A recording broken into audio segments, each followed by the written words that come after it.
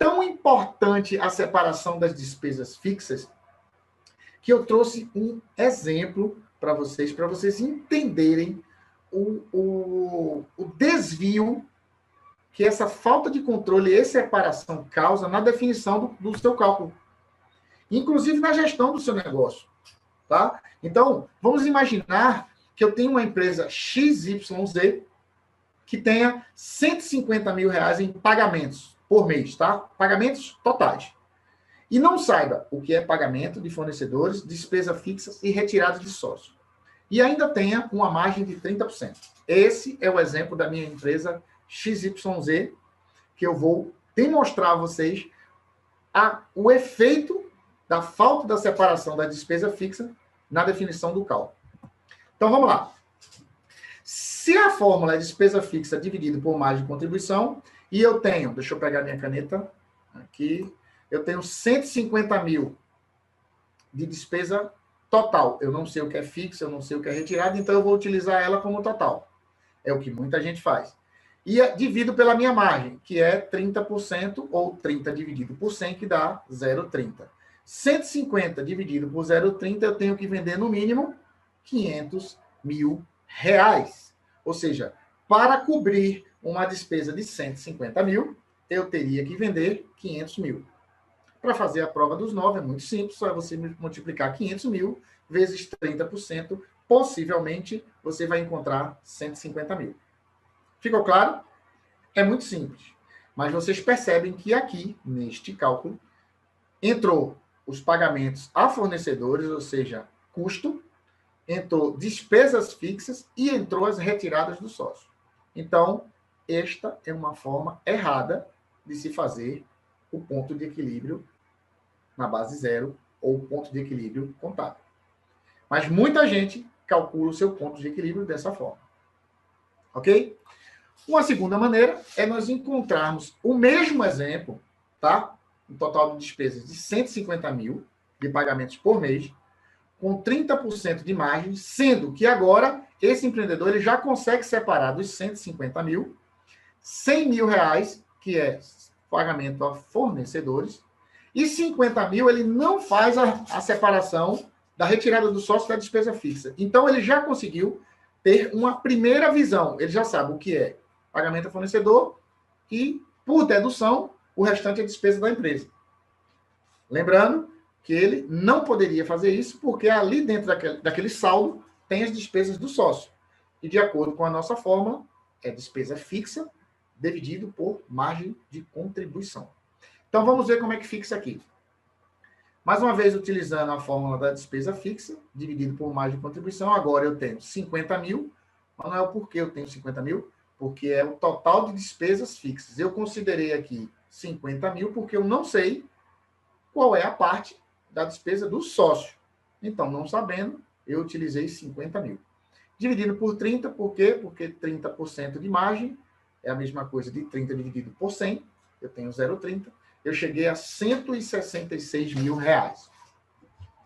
Se você, mais uma vez, fizer o cálculo de 666 vezes 0,30, você possivelmente encontre 49.999, porque aí tem uma fraçãozinha que não deixa o número fechar redondo, mas crava em 99,9% de certeza, tá? Então, você tem aí um segundo valor, perceba, no primeiro cálculo, 500 mil reais, no segundo cálculo, 166 mil reais. Agora, ainda utilizando a minha empresa XYZ, com 150 mil de pagamentos por mês, com 30% de margem, só que agora, este empreendedor, ele já consegue separar o pagamento de fornecedor, a despesa fixa e a retirada do sócio. Aí, nesse exemplo, as despesas fixas foram 40 mil reais e a retirada do sócio, 10 mil reais. Ok? Então, se a venda mínima para não ter prejuízo seria, utilizando ainda a fórmula, tá?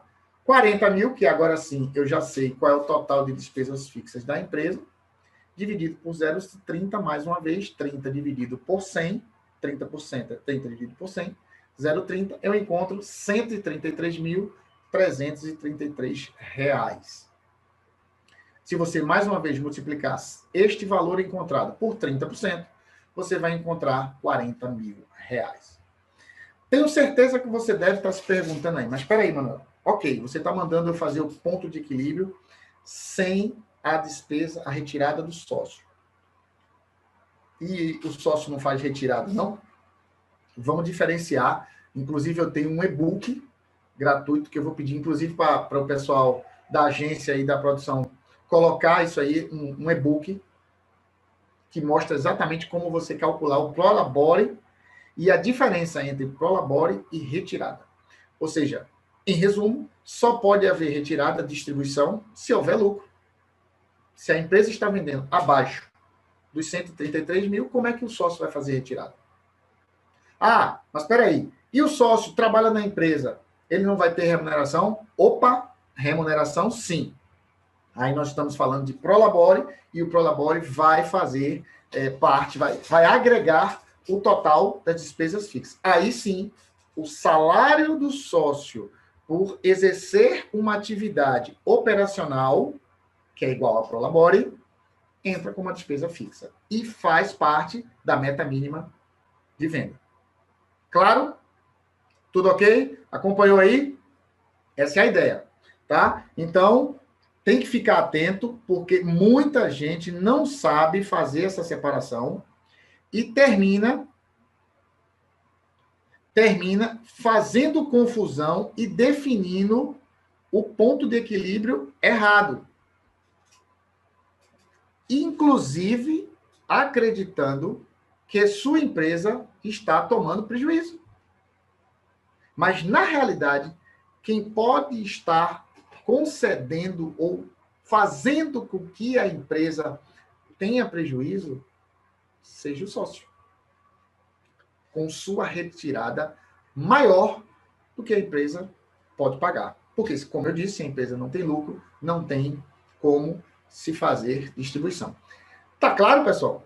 Eu acho que eu consegui transferir esse conhecimento para vocês, tá? É muito importante que você tenha isso em mente, que o ponto de equilíbrio ele vai ser calculado exclusivamente apenas com as despesas fixas. Não vai se colocar retirada, porque para se ter retirada, precisa primeiro ter lucro, ou seja, precisa estar acima do ponto de equilíbrio. Fechou? Então, vamos lá. Resumo dos exemplos. Veja que no exemplo 1, eu tinha uma venda necessária de R$ 500 mil.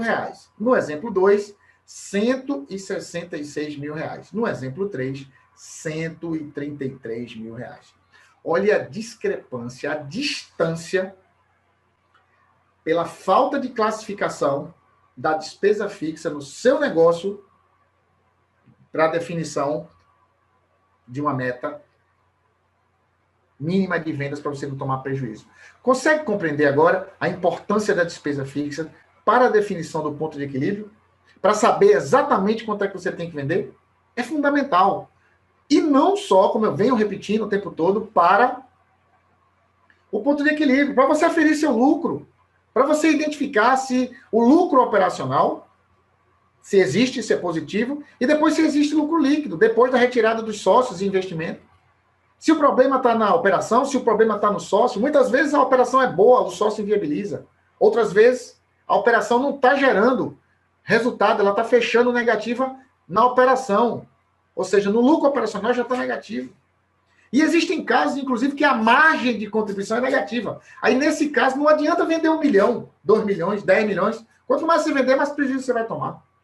Porque você não está gerando receita para pagar despesa fixa, nem muito menos sócio retirado de lucro. Ok? Foi claro?